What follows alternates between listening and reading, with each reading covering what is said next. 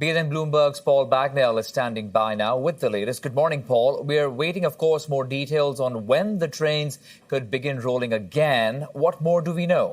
Well, as you've told viewers, Akshay, the uncertainty is with Canadian Pacific Kansas City. Just before midnight last night at 11:58 p.m. Eastern Time,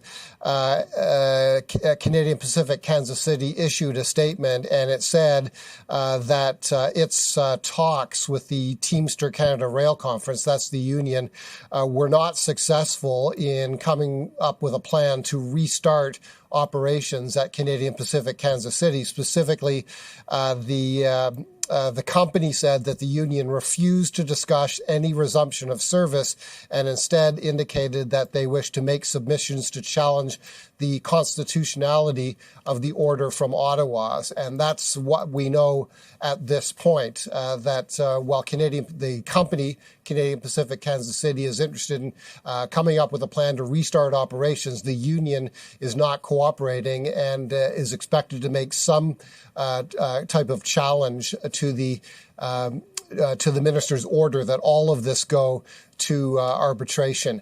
At Canadian National, it's a different picture. Canadian National workers at Canadian National said they would take down their picket lines and get back to work today. Now, keep in mind, it's not possible to simply flip a switch and get rail service back up as usual. It takes time. It's a big, complex industry, and getting back to work on Friday certainly doesn't mean that rail service resumes as usual on Friday. It would take some time, but there were all kinds of concerns, as we know, about damage to the Canadian economy, and that's why the minister took his decision. So the uncertainty now really lies with Canadian Pacific Kansas City and the Teamsters Union.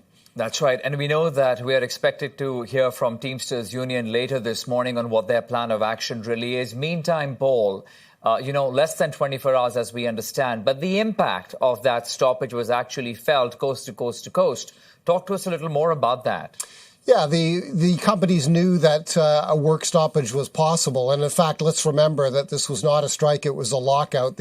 Both companies locked out their workers, as they are legally entitled to do under labor law, when a company is insistent that it needs certain terms of work in a new contract. Now, that being said, the union made it clear that they were going to strike as well. They issued strike notices. So it was a bad situation.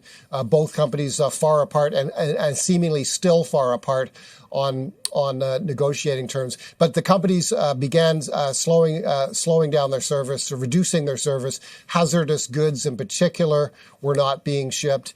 And there were all kinds of forecasts that it would not take very long before some manufacturing plants weren't getting the parts they needed, before agricultural crops being harvested in Western Canada were not getting loaded and shipped to market as they could, that fresh fruits and vegetables coming up from the United States would not arrive here because they can't sit and rot on rail cars. So you're correct. There were all kinds of very expert predictions from people who know what they're talking about that a stoppage of any duration really would have had profound effects across Canada. Indeed. We'll leave it at that for now. BNN Bloomberg's Paul Bagnell. Thank you for this, Paul. Thank you.